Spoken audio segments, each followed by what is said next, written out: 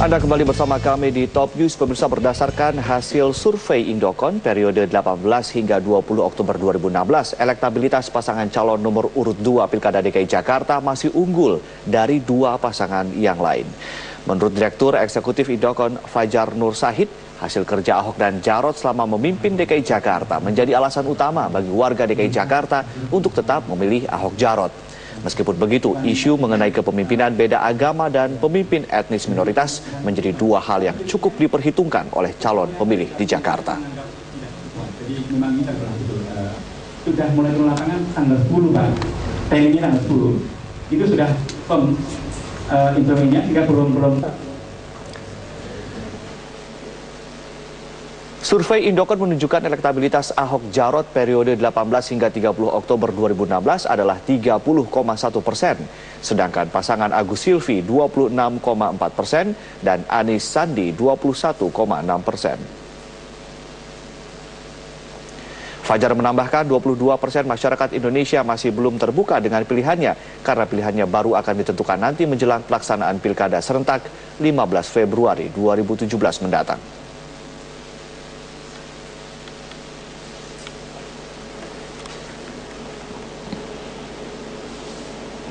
Masih melihat bahwa segi-segi mengenai hasil kerja orang itu masih dilihat, juga kemudian prestasi yang kemudian berpengalaman dalam birokrasi juga menjadi aspek yang masih cukup ditimbang oleh publik ya, saya kira. Walaupun kemudian selangnya relatif mepet dengan kandidat yang Pasangan calon kepala daerah DKI Jakarta nomor urut 1 Agus Yudhoyono dan Silviana Murni sore tadi menyampaikan pidato politik di gelanggang remaja di Jalan Yosudarso, Jakarta Utara. Dalam pidato tersebut, Agus berjanji akan memberikan uang 1 miliar rupiah untuk setiap RW per tahunnya.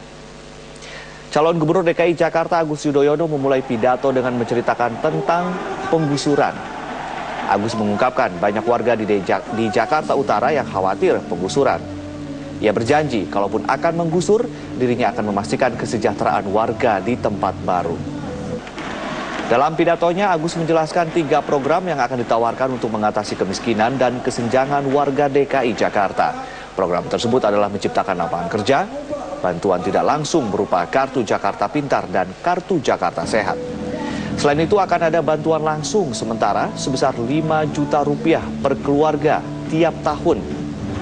Selain itu, Agus berjanji akan memberikan uang 1 miliar rupiah untuk setiap RW per tahun.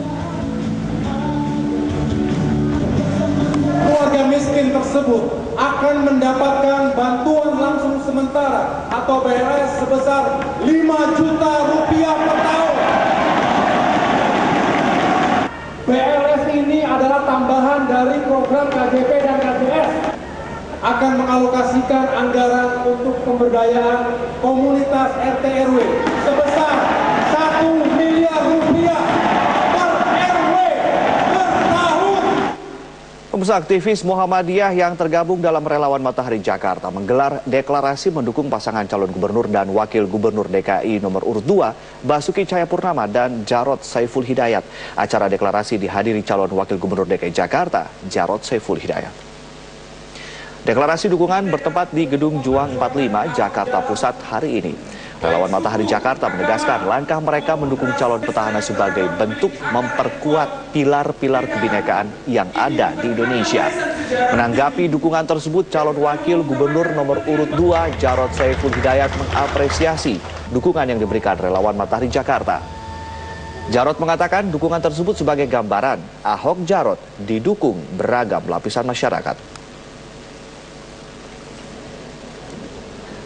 Pendukung baja itu kan macam-macam ya, tidak memandang apa agamanya, apa sukunya, apa latar belakangnya, apa etnisitasnya, itu macam-macam. Salah satunya ini relawan Matahari Jakarta yang saya tahu sebagian besar itu dari aktivis dari Muhammadiyah Muda ya. Jadi kita terima kasih sekali, inilah bentuk bahwa dukungan Ahok Jarot itu benar-benar kepada kinerja. Sementara itu, calon wakil gubernur nomor urut 3 Sandiaga Uno berziarah ke makam Bung Hatta dan Ali Sadikin di TPU Tanah Kusir, Jakarta Selatan. Ziarah tersebut untuk mengenang jasa-jasa mereka sekaligus untuk menginspirasi saat memimpin ibu kota nantinya. Sandiaga Uno mendatangi TPU Tanah Kusir untuk berziarah ke makam proklamator dan wakil presiden pertama Bung Hatta dan mantan gubernur DKI Jakarta Ali Sadikin. Selain memanjatkan doa, Sandiaga juga menabur bunga di kedua makam tersebut. Ia mengaku ziarah tersebut dilakukan dalam memperingati Hari Pahlawan. Bagi Sandi, ziarah ke makam Bung Hatta dan Ali Sadikin diharapkan dapat memberi inspirasi dan memberi pelajaran dalam membangun ibu kota. Berziarah ke makam tersebut merupakan bagian dari kampanye pasangan calon.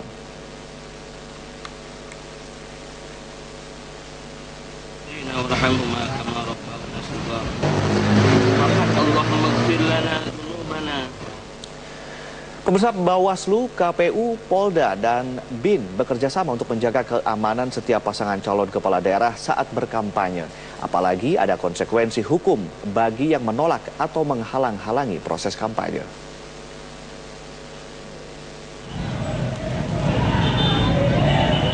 Tim pemenangan pasangan calon gubernur dan wakil gubernur DKI Jakarta nomor urut 2, Basuki Cahayapurnama dan Jarod Saiful Hidayat menilai ada oknum yang sengaja menggerakkan masyarakat untuk menolak kampanye pasangan calon petahana. Ya, terkesan sistematis begitu. Kenapa saya katakan begitu? Karena tadi yang saya bilang adalah bukan warga setempat, ya, rela datang jauh-jauh datang ke satu titik untuk menolak dan melakukan aksi-aksi anarkis dan provokatif. Saya pikir ini tidak dibenarkan dalam peraturan kita. Komisi Pemilihan Umum berulang kali meminta semua pihak, termasuk masyarakat umum, menghargai kampanye calon kepala daerah yang telah diatur dalam peraturan undang-undang. Aksi penolakan di sejumlah tempat terhadap calon tertentu. Nah, ini sebenarnya memang tidak boleh terjadi. Karena kan kita menginginkan bahwa semua calon yang sudah ditetapkan KPU itu berhak untuk melakukan kampanye di semua wilayah DKI. Kecuali memang tempat-tempat yang dilarang, ya, seperti tempat ibadah, lembaga pendidikan, lembaga-lembaga pemerintah, dan sebagainya. KPU bersama dengan Bawaslu, Polda, dan BIN telah mengadakan pertemuan untuk memastikan keamanan berkampanye bagi seluruh calon kepala daerah. Bawaslu juga terus menyelidiki insiden penghadangan kampanye pasangan Ahok Jarot yang kerap terjadi sepekan terakhir. Sudah kita proses sebenarnya di Jakarta Barat yang pertama, karena itu temuan kita. Cuman saksi masyarakat yang kita panggil nggak hadir sudah 2 kali. Nah, berikutnya ada laporan kan ke kita, salah satu tim pasangan calon, ya, tim pasangan calon nomor 2 sudah lapor ke kita, dan ini dalam proses penanganan. Pelapornya sudah kita panggil, sudah ada terlapornya, semalam kita tunggu, belum hadir, kita panggil lagi nanti hari Senin pagi. Undang-Undang Nomor 1 Tahun 2015 menyebut barang siapa yang sengaja menghalangi jalannya kampanye terancam hukuman maksimal 6 bulan penjara dan denda maksimal 6 juta rupiah. Tim Liputan, Metro TV. Calon Wakil Gubernur DKI Jakarta Jarod Saiful Hidayat mengatakan menolak kampanye pasangan calon bukan pembelajaran demokrasi yang baik. Jarod menyerahkan sepenuhnya kasus penolakan kampanye kepada Bawaslu dan polisi. Sementara itu, calon Wakil Gubernur DKI Jakarta Silviana Murni menilai untuk mengantisipasi penolakan, jangan menyentuh hal sensitif dalam kampanye. Artinya gini ya, mereka dewasa itu juga pasti berpikir. Dan itu mungkin jadi sebuah pembelajaran untuk kita semua, ya, bukan untuk 1-2 orang, tapi untuk kita semua, bahwa kita tidak boleh melakukan hal-hal yang memang masyarakat atau hal-hal yang sangat sensitif. Nah, inilah kembali bukan masyarakat aja yang makin cerdas, kita pun juga harus makin cerdas menyikapi itu. Karena kalau penolakan itu kan sebenarnya nggak benar, ya, nggak boleh, ya, dan itu bukan pembelajaran demokrasi yang baik, ya. Jadi marilah kita saling menghargai, menghormati, ya, sesama kandidat gitu, ya. Nah, tentang strateginya banyak media kok yang bisa kita lakukan, bisa langsung datang ke masyarakat, bisa kita juga pertemuan terbatas, ya bisa juga konsolidasi di masing-masing partai, bisa kemudian mengkoordinir relawan, ya, masih banyak, tidak ada masalah.